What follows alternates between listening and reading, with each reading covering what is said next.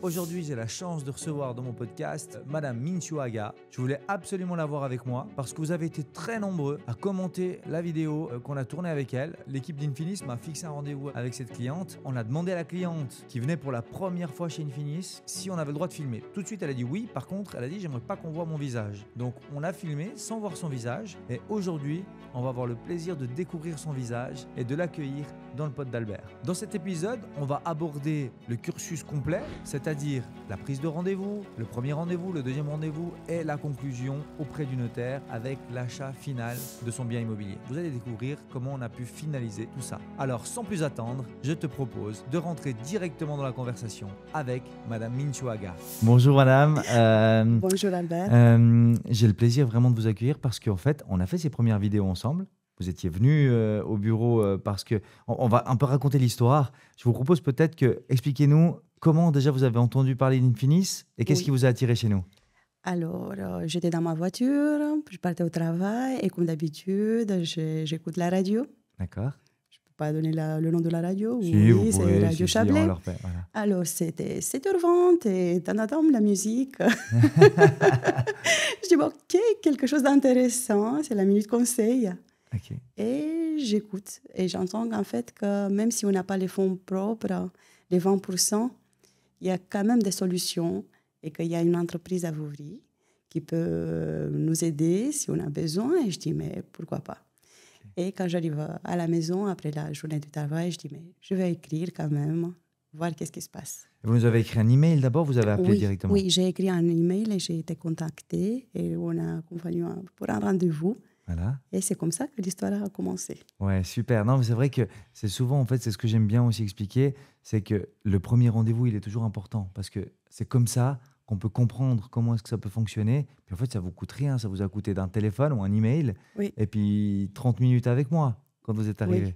Voilà. Puis ce premier jour, d'ailleurs, en plus, vous avez été assez surprise parce qu'on vous a tout de suite demandé est-ce que c'est possible qu'on puisse filmer le rendez-vous? Vous avez dit oui, mais je ne veux pas qu'on me voie. Puis aujourd'hui, on est enfin devant les caméras. Oui, parce que c'était vraiment, je ne me rappelle pas, je pense que c'était un jeudi, après une longue journée au travail, avec un réveil à 5 h du mat. Ce n'était pas exactement pour être filmé.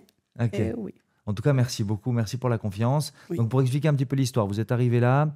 Je crois que c'était déjà en fin d'année passée. Hein, c'est juste. Oui, je pense que c'est octobre. Voilà, en fin d'année dernière. On avait discuté justement de cette possibilité de pouvoir acheter avec 100% de la LPP.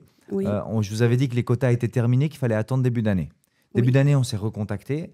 Puis là, je vous avais annoncé la mauvaise nouvelle que justement ces quotas n'existaient plus et qu'on ne pouvait plus le faire. En tout cas, que c'était un petit peu bloqué. Mais ce n'est pas grave parce qu'on a retravaillé le dossier et on a trouvé d'autres solutions. Oui. Et en fait, c'était plutôt moi qui vous a poussé dans ce sens parce que moi, j'ai trouvé tout de suite une maison. Voilà. En fait, un appartement dans une maison villageoise qui avait son jardin et voilà, qui était mon coup de cœur. Et j'étais trop dans le stress pour ne pas perdre cette maison. Voilà, c'est juste. Et comme les quotas, ça ne venait pas, c'est moi qui ai perdu un peu la patience et on a trouvé l'alternative. Exactement. Vous avez trouvé justement cette alternative avec une potentielle donation qu'on a pu justement intégrer dans le financement. Et puis c'est vrai que c'est ce que je dis toujours, des solutions, on peut toujours essayer d'en trouver, mais si le client lui-même, il n'essaye pas d'aller questionner un petit peu la famille, etc., pour essayer de trouver un équilibre, là, c'est ce que vous avez fait. Et puis après, il y a aussi eu plein d'autres histoires derrière. Hein. C'est jamais c'est jamais tout beau, tout rose. Il faut bien aussi... Parfois, ça passe, comme une lettre à la poste. Vous trouvez le bien le lundi, limite le vendredi, vous avez déjà le financement, puis la semaine d'après, on signe chez le notaire. Mais là, vous avez trouvé votre bien. Vous étiez hyper intéressé, vous avez eu le coup de cœur. On est revenu, on a refait le point. Les quotas ne tombaient plus. Vous avez dit non, je vais trouver une solution, c'est mon coup de cœur, je vais l'acheter.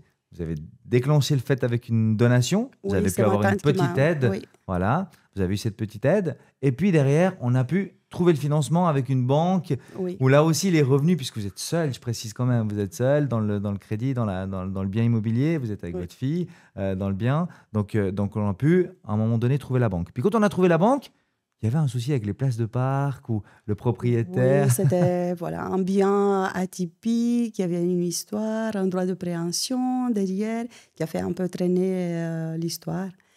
Donc, encore une question. Comment est-ce que vous avez vécu ce passage de locataire à propriétaire? Si vous pouvez un peu nous expliquer comment vous étiez avant au niveau du loyer et puis maintenant.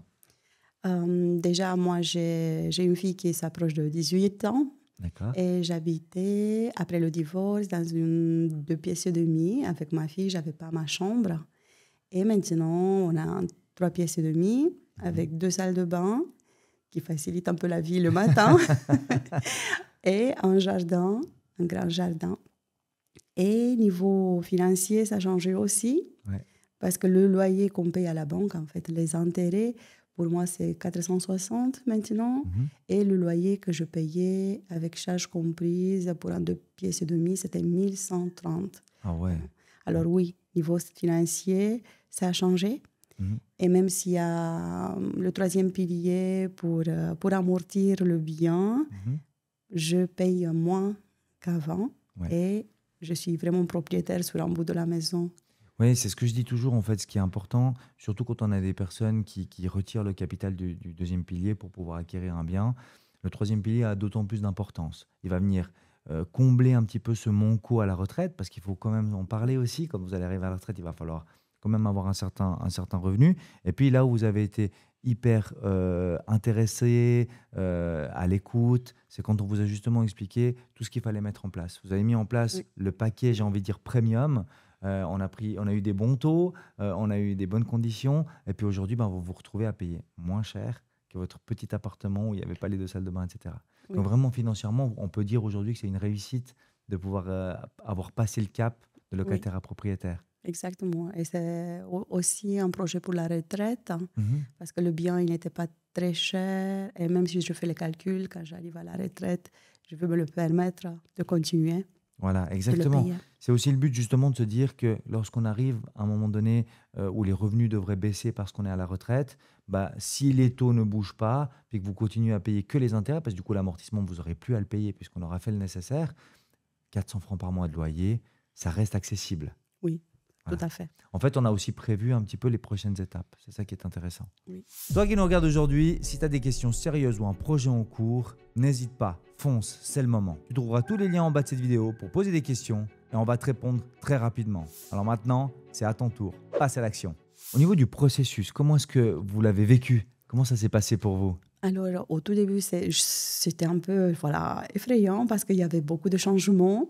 Ouais. Et j'aime le changement, mais il y en avait trop à la même fois. Et ce que ça me faisait peur, c'était que je dois changer de banque. Ouais. Parce que j'ai une banque depuis 12 ans, depuis quand je suis ici, en Suisse. J'étais un peu attachée à ce concept de banque, de proximité.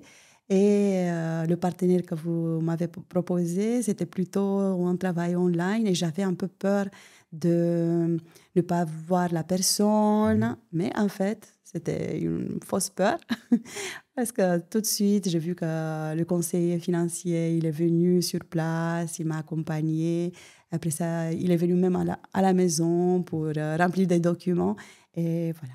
Ouais, tout s'est bien passé. Le banquier, donc la banque avec laquelle on a travaillé, est venu ici au bureau. Oui. On a pu signer les contrats hypothécaires, etc. Certains documents devaient être complémentés, donc il est venu carrément chez vous pour voir la maison. Oui. Et puis en plus de ça, après on a pu aller chez le notaire, finaliser aussi chez le notaire directement tout l'aspect de l'acte, etc. Donc là, on était accompagné du propriétaire et du courtier immobilier. On a pu aussi travailler avec le notaire. On a dû relancer quelques fois. On a pu travailler avec le courtier immobilier qui a dû relancer aussi les voisins par rapport à d'autres travaux. Donc ouais, vraiment au niveau du processus, c'était un petit peu lent parce qu'il y avait pas mal de choses. Oui, il y avait pas mal de choses. Et il y avait des intermédiaires. Et voilà. Mais maintenant, ça se passe bien. Vous vous êtes senti à l'aise tout au long du processus? Vous avez senti que c'était confortable? Oui, c'était confortable parce que je savais que je n'étais pas seule. D'accord. Mais par contre, si tu es seule dans ça, je pense qu'il y en a plus de stress qui se rajoute. Mais c'est là aussi où être accompagné, c'est hyper important. Oui. La banque a bien joué le jeu puisqu'elle a patienté. Donc, on nous avait validé le financement assez tôt, je crois. On avait le financement en février. Oui, ça c'était déjà vite fait. Voilà. Et puis, on a signé qu'au mois de mai. Oui. Ou avril-mai, voilà. On a signé un peu plus tard. Et je te remercie, Albert, que tu as renoncé à ton jour de congé. Ah, mais oui, c'était pendant. Pour venir pour la signature. Oui, c'est juste. Oui, parce que je mets quand même un point d'honneur à accompagner. La preuve, quand on a été chez le notaire, c'était vraiment important de voir les derniers points. Il y a quand même des points chez le notaire par rapport aux fonds propres, comment ils sont versés, par rapport à certains accords, par rapport au financement. Donc c'est vrai que je dis toujours d'être présent avec le client, ça rassure parfois, et puis ça peut accompagner. Et puis maintenant, alors, comment est-ce que vous vous sentez? Vous êtes contente? Vous avez pu récupérer les clés? Racontez-nous un petit peu. Oui, je suis contente. Je suis déjà dans la maison. Magnifique. Voilà, j'ai récupéré les clés. J'ai commencé à faire 2-3 choses dans la maison, faire un peu la peinture, changer à mon goût la maison. Et... Vous êtes en plein travaux alors? Pas en plein travaux, parce que je fais peu à peu. On est bien installé. Ok, cool. Vous avez quelques idées maintenant par rapport à la suite? Comment est-ce que vous voulez un peu entreprendre la maison? Comment est-ce que vous voulez faire? Ok, d'accord. J'ai fait des projets, mais c'est mieux d'être dedans. Comme c'est pas quelque chose de neuf. Et comme ça, une fois que tu es dedans, tu peux t'imaginer comment tu vas changer. Et c'est plus facile comme ça. En tout cas, c'est super. Moi, j'ai pris beaucoup de plaisir à vous accompagner. Vous êtes déjà quelqu'un de très agréable. Vous êtes quelqu'un qui écoutait, qui a écouté les conseils. On a pu mettre en place des jolies choses. Je suis très fier aujourd'hui de pouvoir vous recevoir ici dans ce podcast, de pouvoir avoir pu vous accompagner. Je vous souhaite vraiment une longue et belle vie dans cette belle maison avec votre fille. Et puis merci encore pour la confiance. Merci beaucoup. Et merci à toi, Albert, aussi, parce qu'il y a eu des moments quand j'ai appelé peut-être beaucoup de fois. Et voilà. Mais on est là pour ça. Tu as été là pour m'accompagner. Merci beaucoup. Merci beaucoup. Et j'espère que ceux qui nous écoutent auront le même réflexe que toi. Téléphonez, prenez votre premier rendez-vous, fixez-nous une fois, une première visite. Et puis, de ça peut découler plein de choses. Oui, et il y a toujours une solution. Bien joué, j'adore cette phrase, il y a toujours une solution. Merci beaucoup, à bientôt, bonne journée. Merci à toi, Albert. Merci. On arrive bientôt à la fin de cette vidéo. Maintenant, tu as 2 options. Option numéro 1, tu continues à te débrouiller tout seul. Option numéro 2, tu décides de te faire accompagner par des experts pour éviter de te faire perdre du temps et perdre de l'argent. Fais le bon choix et clique sur le lien en description de cette vidéo.